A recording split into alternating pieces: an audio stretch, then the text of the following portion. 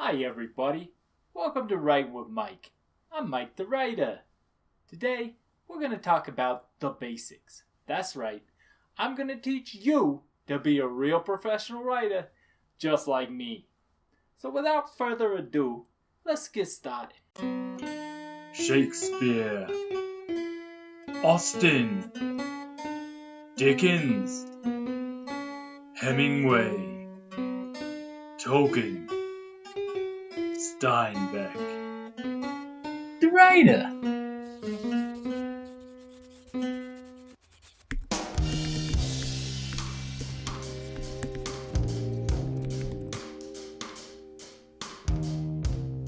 Step 1. Look in the part. There's a lot of people out there who think they're writers, but they just don't have the chops. You don't want to get mixed up with those jokers, so it's important to look the part. For example, I don't actually talk like this. I never been to New England. The closest I've been was a weekend in New York City. But you tell people you're from Boston, and they think you went to Harvard or some shit. Look the part.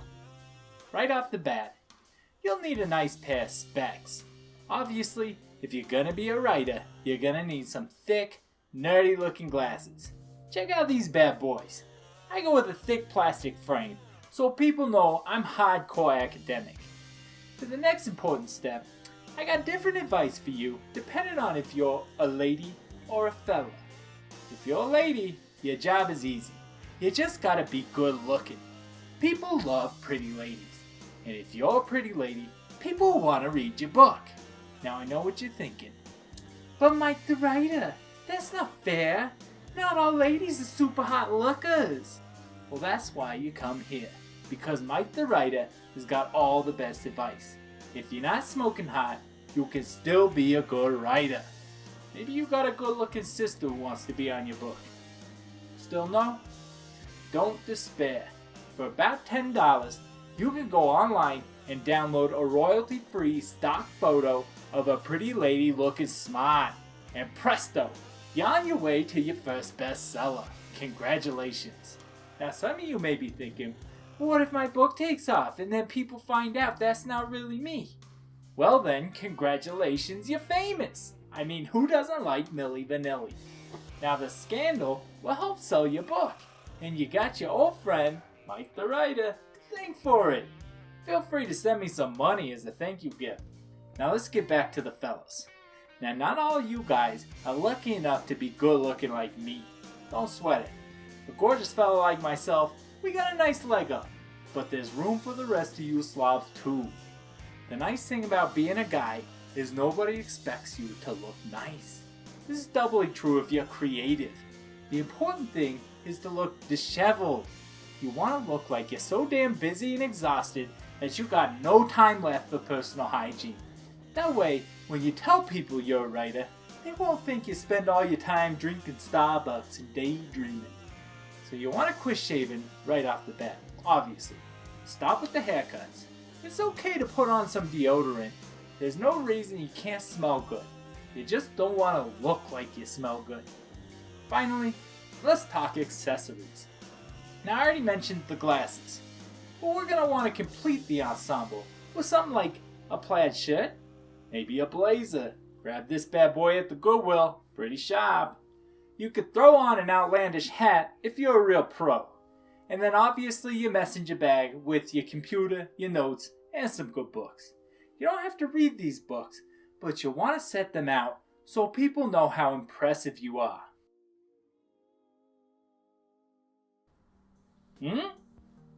Finally, if you can get around town on an old bicycle or a scooter, you're really gonna sell the look. Alright my friends, now you're really looking the part. Let's move on to step 2. Get inspired. A big part of being a writer is writing. So you want to have something to write about. Now hopefully you got some ideas of your own, but I'll throw a couple out there off the top of my head. You could do a cross-genre kind of thing, like some kind of space ninjas with laser swords and magical powers. Maybe they're fighting against some kind of evil galactic empire. Oh, or maybe there's some island where some kooky scientist brought a bunch of dinosaurs back to life. I got a million of these. They can run with it. You're welcome. A lot of people will say that it's good to read a lot of good books to inspire you and to expose you to different writing styles to help you become a better writer. Now that's all well and good, but we really ain't got time to be sitting around reading books. We got books to write. I, for one, find plenty of inspiration watching movies and television shows. Just last year, I was watching that wicked new Michael Bay movie, and my muse came to me right there in the theater. Boom! My next novel, Changerbots, coming out in 2019. I wrote that sucker in 3 months. Alright now, you come up with a great plot, but sometimes you get stuck on the details, and you don't know how to progress your story. That's right, my friends, writer's block. It happens to the best of us, even me, Mike the writer. Don't despair. Sometimes you gotta just walk away from the computer, take a break from the book, go for a walk, do some exercise, maybe go grab a drink. Day drinking is a great way to meet some crazy ass people who might just inspire your next chapter. Alright now, we're feeling inspired. Let's move on to step 3, selling out. You got yourself a great book now, and you're doing a masterful job writing it. I'm sure it's wonderful, full of elegant plot twists and social commentary and symbolism. You're a talented artist after all. But now it's time to cut that shit out. You're not writing for you. You want to do art? Go get a day job. We gotta sell these books. That means trim the fat and give the readers what they want. I'm talking sex, explosions, fights, hot ladies, big guns, car crashes. This is why we read books, am I right? But it's important to know your audience. If you're writing fantasy, throw Gandalf on a unicorn. Make him go fight a dragon. That's what we really want to see. Nobody cares about some whiny hobbit taking 6 months to return some jewelry. Come on, what is this, a romance? Now you might be saying, but Mike the writer, if you take out all the character development and the subtle plot points, the writing will be hollow and simplistic. Not true, my friends. You just add in more action. I've seen all 7 Avengers movies. I know how this works. Listen, if you want to be a successful writer, you gotta stop worrying so much about quality and start cranking these bad boys out. When people see you got a whole shelf full of books written by you, they'll just assume you're some kind of prolific author. And now we're circling back to step 1. Look in the pot. I'm talking 50 Shades of Green here.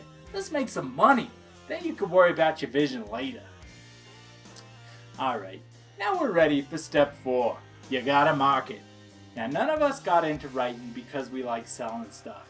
This ain't in your wheelhouse, and I understand. So here's some tips to help you market without having to go out there and be extroverted.